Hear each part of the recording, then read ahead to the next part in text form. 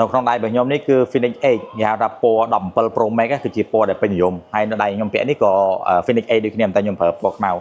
ញ្ចឹងបងប្អូនចូលចិត្តខ្ញុំប្រាប់ពីលក្ខណៈពិសេសរបស់ Phoenix 8តែម្ដងថាវាមានលក្ខណៈពិសេសមិនបានវាថ្លៃអញ្ចឹងណាចំពោះ Phoenix 8បងប្អូនគឺជានាឡិកាមួយដែលស្ថិតក្នុងចំណោមនាឡិកា Garmin ដែលគេហៅថា Premium តែម្ដងគឺបងប្អូនឃើញនេះកញ្ចក់របស់វាគឺ AMOLED ច្បាស់អញ្ចឹងពេលណាដែលចេញ Phoenix 8 Epic គឺលេងចេញហើយដោយសារ Epic កាលមុនវាធ្វើមកអេក្រង់ច្បាស់ប្រភេទ AMOLED អញ្ចឹងណាដល់ពេល Phoenix 8ដាក់មក AMOLED គឺលេងមាន model Epic ចេញហើយអញ្ចឹង Phoenix 8បងប្អូនឃើញ smooth មែនតើអេក្រង់របស់វាបាទយើងប្រើក្នុងការបញ្ជាមើលសុខភាពបងប្អូនអស់តែមកក្រោមអញ្ចឹងគឺ smooth មែនតើបាទហើយបងប្អូនប្រើអានេះអេក្រង់របស់វានេះគឺកញ្ចក់ Sapphire គេហៅថាក្រោមពេជ្រតែមួយកម្រិតទេប៉ះមកល្មមអីអត់ងាយប៉ះដល់អេក្រង់ទេសុកចិត្តឆ្កូតតួបាទហើយតួរបស់វានេះជាប្រភេទទីតានីមបងប្អូនជាប្រភេទទីតានីមបាទអត់ងាយហើពណ៌អត់អីទេគឺបងប្អូនដឹងហើយទីតានីមគឺ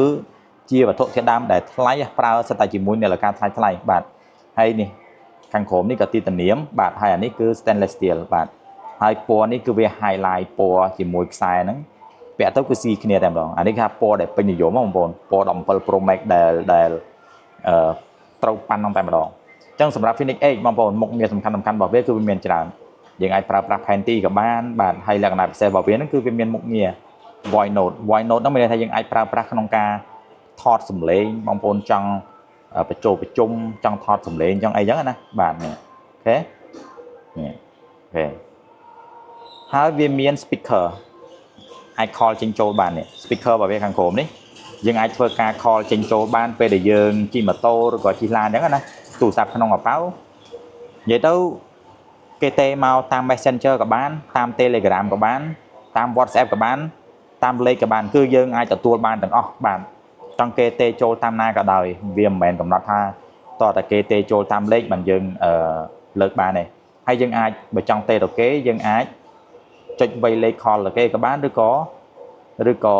បើសិនជាយើងមាន contact ដែលយើង save ហើយហ្នឹងក៏វាអាចបង្ហាញមកដែរតែយើងអាច3លេខcall ទៅគេបានបាទឃើញទេបាទហើយមួយទៀតវាមានមុខងារដូចជា Garmin Sia ផ្លូវពីនាឡិកាទៅនាឡិកាបាទច្រើនមែនតើហើយក៏កីឡាវិញគឺសម្បូរបែបកីឡាវិញបងប្អូនអត់ខ្វះ100ជាងកីឡាបាទនេះឃើញទេច្រើនមែនតើហើយនៅដៃរបស់ខ្ញុំនេះក៏ខ្ញុំប្រើ Phoenix 8មួយដែរឥឡូវនេះខ្ញុំម្សិលមិញខ្ញុំរត់ឥឡូវ training readiness សល់មួយចឹងមានថាថ្ងៃនេះគឺវាណែនាំឲ្យយើងសម្រាក